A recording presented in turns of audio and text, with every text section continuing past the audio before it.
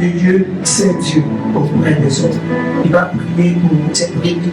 Il va suivre, il va orienter, conseiller cette brebis. Et les brebis aussi, c'est Dieu que tu sais auprès de l'autre. Écoutez mon bien.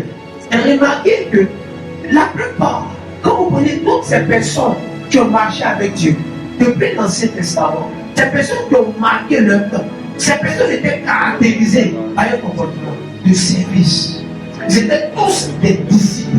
Ils étaient tous des modèles de service. Quand vous prenez la Genèse, le chapitre 18, le verset 1 à 14, Abraham avait reçu une prophétie, une parole de l'Éternel. Que sa femme va enfanter un fils. Il a reçu la prophétie lorsqu'il avait 75 ans. Et c'est à 100 ans que la prophétie s'est accomplie. Donc depuis 25 ans en arrière, Dieu a dit à Abraham, tu auras un héritier. Et toi, va naître une grande multitude. Arrivé un moment comme ça allait. Abraham pensait que c'était l'autre. Après, quelque chose s'est produit et s'est séparé de l'autre.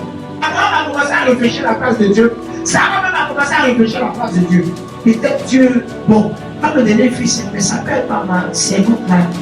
Et bizarrement, c'est comme ça que toutes les personnes ont réfléchi. Elle a donné à Agar, à son mari. Et elle est tellement enceinte.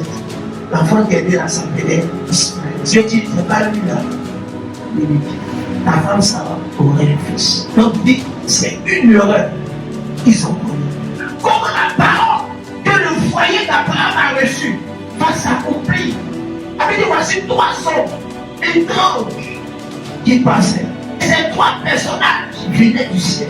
Ils allaient accomplir une mission à Sodome et à Gomorrhe. Et pour aller, ils devaient passer devant la maison d'Abraham. Il va les inviter à rester.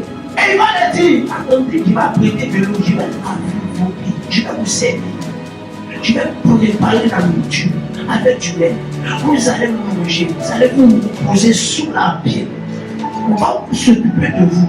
Ensuite, vous allez continuer votre chemin. La Bible dit quand Abraham a proposé cela à ces personnes, il dit, ok Abraham, fais comme tu as dit. Il va se mettre à leur service. Parce qu'il va finir. Il y a une personne parmi les 3. Il n'était pas n'importe quelle personne. Avant, on l'appelait l'ange de l'Éternel.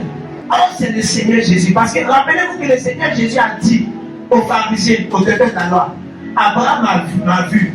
Il a fui, il était dans la joie quand il m'a vu. Alors, quand tu prends l'histoire, c'est en ce moment-là que Abraham a vu le Seigneur. Il va dire, Abraham, ouais, ta femme Sarah. On va dire, ma femme, elle a cuisine. Ok. Je reviendrai vers toi l'année prochaine, à la même de l'homme, et ta femme te donnera un fils. Une prophétie depuis 25 ans. Depuis la parole de Dieu sur sa tête, ça revient. Je vous dis la vérité, votre prophétie n'est pas morte. Votre prophétie est toujours là. Elle est sur votre interruption. Mais il y a quelque chose qui devait déclencher l'accomplissement de la prophétie. Qu'est-ce qui ouvre la porte à la prophétie de s'accomplir physiquement dans la vie des enfants de Dieu?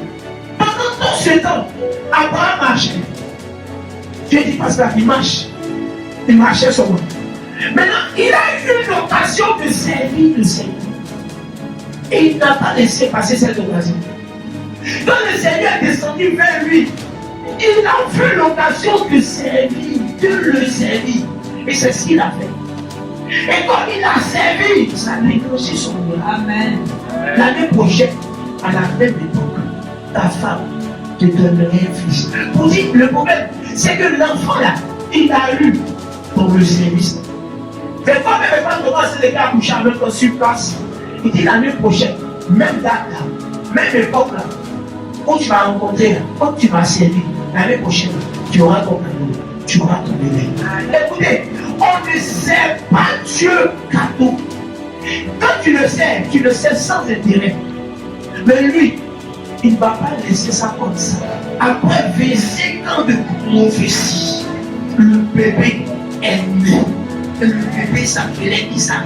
Parce qu'elle a ri. Il dit, mais pourquoi elle rit? Elle dit, je ne vais pas rire. Il dit, comme tu as ri, il va s'appeler Isaac. Isaac, il veut dire ri. Alléluia.